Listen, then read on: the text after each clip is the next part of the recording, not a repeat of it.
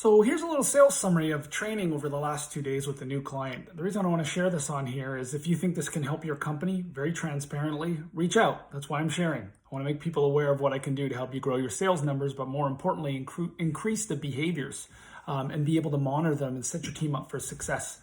So I did 2 trainings. One is what I call foundational behavior training, right? So what do you do when you have that moment of the truth and the client will talk to you? What does an approach look like? How do you research a client? How do you find out if you can truly help them? How do you find out what they value? And then you can position what your organization does better than anyone else and put those things together and see if you can do business together. How do you stand out to get someone to pay attention to give you that meeting? And that's a lot to do with research. There is so much out there where we're getting cold call and you can feel it the minute the phone rings. We're going to find you a better way to stand out and connect with customers to see if you can genuinely help.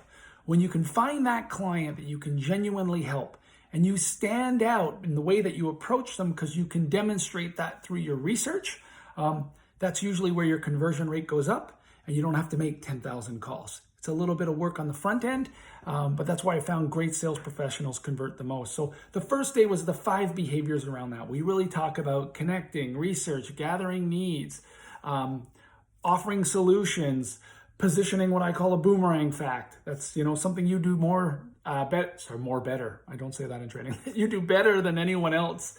And you recommend that service as you're talking to the client for the first time. So when they're shopping other people, they come back. And then we talk a little bit about, of course, in the sales world, how do you overcome objections?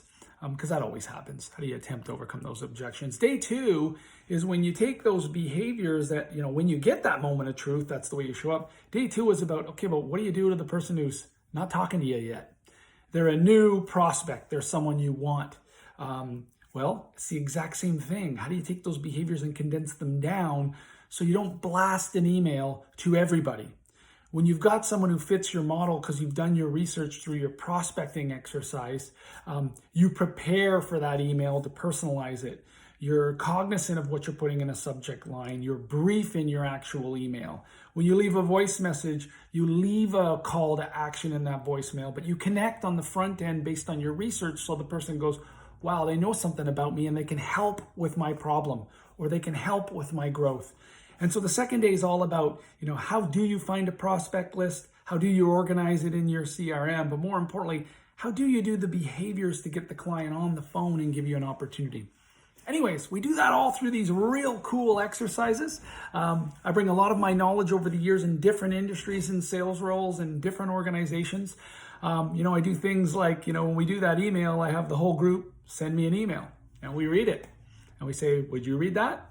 Have those behaviors been demonstrated? I have them give me voicemails right onto my phone and then I play them in front of the group and we talk about it. Hey, did we get all the 4 steps? Would you call that person back? What does that look like? Today's customer is tired. I keep giving Ron Tite all the credit he deserves for this. They're tired of being pitch slapped. And to not pitch slap, you need to do some research and you need to find out if you can help them and you need to show up in a personalized manner. The problem is most sales leaders think that takes an hour of prep for a call. It doesn't. There's a process. You can do it in 5 minutes. Prep for a call that's got a potential high return, but it is a little bit of work so you stand out. You need to become a little bit of a student of the client's business so you can show you validated that before you picked up the phone. Anyways, we have a lot of fun. It's a blast. It drives results.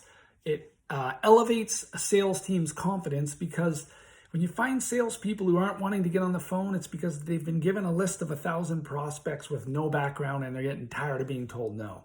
So how do you build their confidence? By giving them the system, the process, the behavioral skills to want to pick up the phone and close. Anyways, if that sounds interesting, reach out. I'm always happy to talk more about it, see if I can help your organization. I'll do maybe another video after my next leadership training. All the best.